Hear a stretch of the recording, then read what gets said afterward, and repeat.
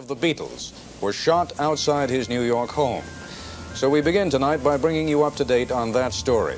John Lennon was shot 3 times at around 11 p.m. Eastern Time.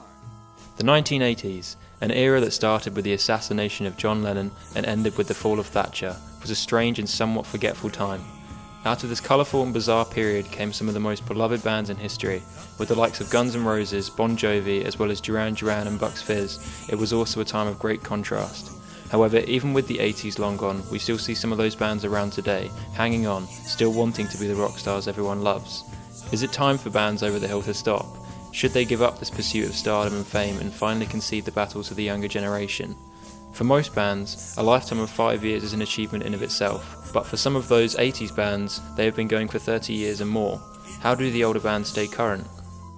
Let me introduce you to Sad Lovers and Giants. As a band, they formed in 1980, and over the next 3 years they went on to gain popularity on the underground scene around the UK and Europe. They even got a session on John Peel's show. But after then, times were hard for the band. Several lineup changes and breakups throughout the 80s and 90s left fans without new music or shows for many years. Then, during the noughties, there was very little left of the group.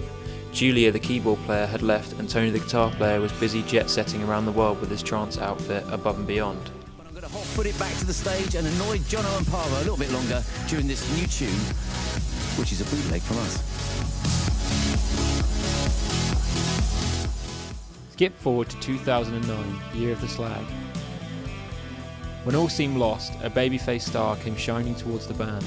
His name was Will Hicks, but what worries did he have when joining the band?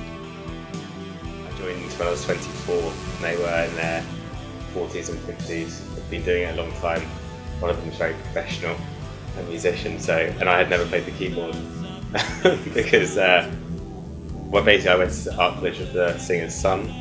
So he just phoned me up one day and said his dad's band is reforming, Sad Lovers and Giants, and they need a keyboard player.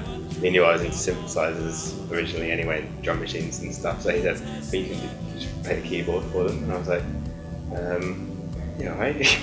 And then from then on, they just whipped me into the keyboard player they wanted me to be, they needed basically. And because I didn't know what I was doing, still don't, I became ideal. However, it wasn't always easy for Will fitting into the band. I've always been shy, but I was a shy 24-year-old, shy 31-year-old now, but even shyer back then. And I remember getting an email that they'd obviously talked about behind my back, giving me a polite exit route if I wanted it. And I think they expected me to take it, but I didn't, and just stayed here. The band suddenly began to play several shows a year around Europe in places like Brussels and Valencia as they slowly built up in popularity. This reached its peak in 2015 when they announced the news that they are playing in America for the first time ever. With this being the highest point in the band's career, what did they plan to do next? I think we're beyond making plans for the future really, because I don't think we could ever have foreseen we'd be doing this. Even when we got back together 6 or 7 years ago, whenever it was, we just lived for the next gig, and we've been trying to record an album for the last, how long is it now, 4 or 5 years that we've been saying we're recording an album.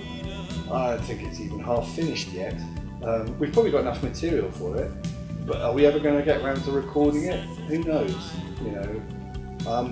We're not a plan-making band. We're reactive rather than proactive.